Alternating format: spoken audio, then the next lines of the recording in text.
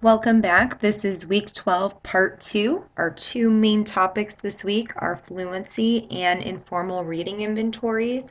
Keep in mind, informal reading inventories are informal, but they are more of that structured assessment versus the classroom-based assessment of something like a running record. Our two objectives are first to discuss the multifaceted definition of fluency and the best ways to measure fluency, and second, to report and analyze results for an informal reading inventory or QRI. So let's get going with fluency, but before we do that, I wanted to take a look back to last week. Remember last week we were learning about adolescent learners, some differences between an adolescent learner and an emergent literacy learner. We were also reviewing motivation and that affective domain and assessments for that domain. So I just wanted to make sure a couple of things were emphasized in regard to motivation. First of all, that an individual's goals, values, and beliefs regarding the topics, processes, and outcomes of reading affect students' motivations for reading.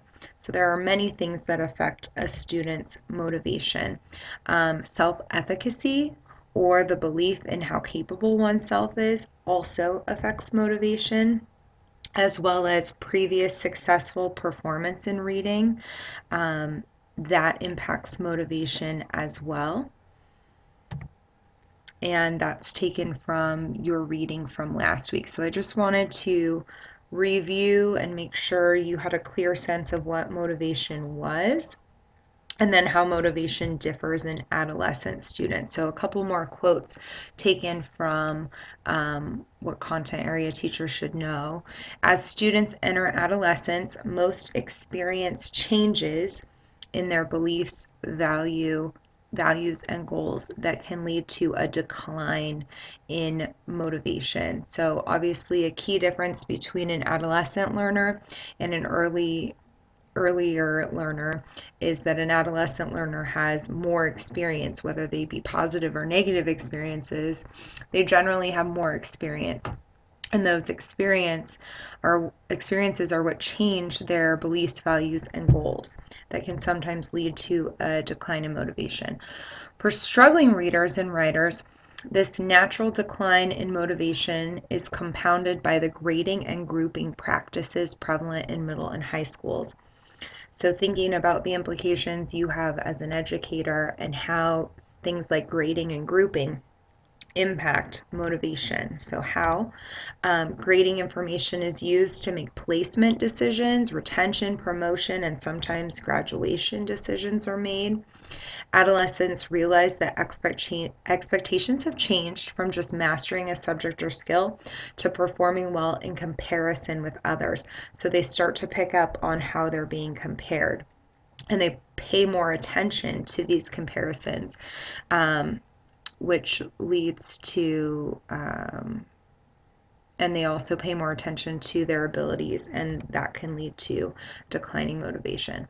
So I just wanted to make sure it was really emphasized that motivation typically differs between adolescent learners and emergent learners, especially those struggling adolescent learners, and the implications for decisions made in education and how those might impact your adolescent students. I was reading The Reading Teacher. Here's my weekly plug for The Reading Teacher. If you don't subscribe, you really should. Very practical application, but was reading some, getting caught up over the break, and they had a study on motivation. They actually looked at how reading to support animals like dogs can increase motivation in students, but they had the quote. They cited Applegate, and Applegate found that a number of students are good readers but disliked reading. The author stated that there is a relationship between engagement and motivation. So a lot of times students do have the skills and they can read, they're just not motivated to do so. And then this was a good article that I enjoyed reading from the most recent Reading Teacher about, it's called Reading what else really matters besides strategies and skills. And their whole argument is that, yes, strategies and skills are very important to reading, but they aren't the only things important. Metacognition, they cited as one of the things being important. Metacognition in the sense that they defined it as learners' knowledge related to cognition, or their awareness of their own thinking processes. So, um, in regards to selecting and using strategies, setting goals, monitor their effectiveness, and for each of these areas, they gave examples of a classroom and how the teacher facilitated growth in this area. So for metacognition, the teacher actually gave her students a checklist that they would use to monitor their thoughts while reading. The second area they indicated as being important was reading and motivation, since motivated readers choose to invest time and effort in the reading process. Without motivation engagement, students' attention to learning and perseverance of learning are at risk. Um, so the teacher in this example just really tried to use positive formative feedback to encourage the student. So instead of saying, no, that's wrong, let me tell you the answer, just really working with the student to say, okay, what do you know about this word? What's something you notice that you already know? How can you apply that? And just being very positive and working with the student in that way. Next, they talk about the student's epistemic beliefs and how those influence reading. And what is meant by epistemic beliefs are the individual's theory of knowledge and knowing. So basically, over time, the student develops a theory about what counts in reading.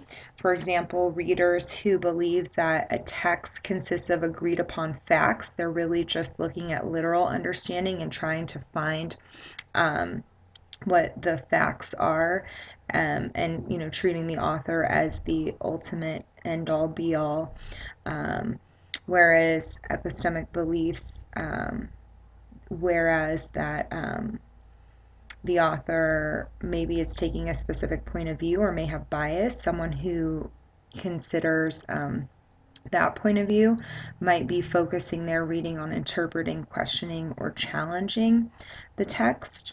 So the teacher in this example used historical texts with multiple perspectives to show the same event to get students to start challenging the belief that the author has, is the ultimate conveyor of knowledge, and starting to just challenge their beliefs on reading.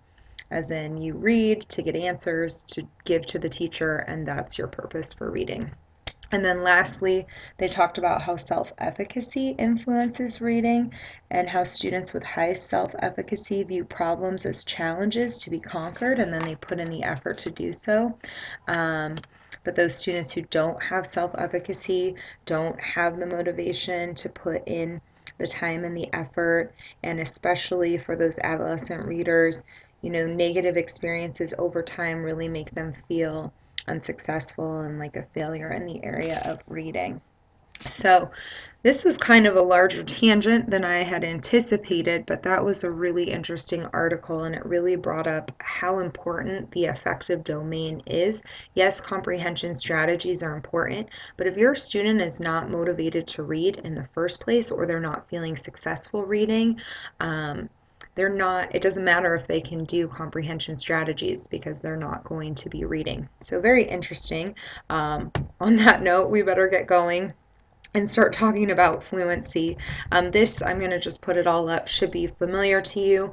We talked about it a few weeks ago. But what is fluency? Earlier definitions really focused on the automaticity, or the automatic word recognition, things like speed, effortlessness, autonomy, lack of conscious awareness. So really looking at speed and rate and those sorts of things, which we don't want to do, because that's not the ultimate goal of reading. We don't want to just see a student read fast, because that doesn't really tell us if they're making meaning or getting anything out of what they're reading. So what else is fluency? The article you're going to read for this week brings up prosody and making sure that prosody is a part of the definition. And prosody is appropriate expression or emotion and intonation coupled with phrasing that allows for the maintenance of meaning. There is a relationship between prosody and comprehension, but it's not sure which direction that relationship flows. So, do students comprehend because they read with prosody, or are they reading with prosody because they comprehend what they're reading? So typically we use a rating scale to measure prosody, and I will introduce you to a couple of those which you will need to use when you report out your results from your second session and do your reflection this week. You don't want to use simple passages that they're able to read with prosody because that's not going to give you any direction for instruction. So within fluency, we want to look at automaticity, we want to look at prosody, speed and rate, accuracy, and then also just skilled reading, the ability to decode and comprehend at the same time. So when you're assessing fluency, you need to take into consideration all of these pieces, not just speed, not just accuracy or the percent accurate. But that's why it's really important for a fluency measure to also include a comprehension measure because it tells you if them reading fast has benefit to their comprehension and overall experience with the text. So here is the winning definition for fluency presented by the authors of the article from this week. Fluency combines accuracy, automaticity, and oral reading prosody. So those three things taken together, which facilitate the reader's construction of meaning. It is demonstrated during oral reading through ease of word recognition, appropriate pacing, phrasing, and intonation. It is a factor in both oral and silent reading that can limit or support comprehension. So those are the three pieces, accuracy, automaticity, and prosody, that we are going to be taking a look at and how to assess each of those pieces for the ultimate goal of construction of meaning. So how do we measure it? Here are the recommendations for assessment. So first, your assessment of fluency has to be more than just words correct per minute. So for example, a running record will help you see any trends and patterns with substitutions, repetitions, self-corrections, as well as a miscue analysis will help you analyze what type of cueing system the student is relying on or over-relying on. Next, you need to have a prosody indicator. And this is new. What we're adding this week is either using the NAEP Oral Reading Fluency Scale or Rosensky's Multidimensional Fluency Scoring Guide. So these are rubrics, rating scales that you will use to score the student in how smooth they're reading, what's their emotion like, their intonation, their expression, their phrasing, all of those prosody indicators. And lastly, your ideal measurement for fluency should still include a measure of comprehension. So a retelling rubric or maybe questions focused on different levels of comprehension. So that would be the components for the perfect fluency assessment. It would be more than just words correct per minute. It would look at patterns within the oral reading. There would be a prosody indicator and a rubric for comprehension. I'm running low on my time here, so I'm going to stop and upload this and then come back and we're going to talk about how to measure each of those three pieces of accuracy, automaticity, and prosody.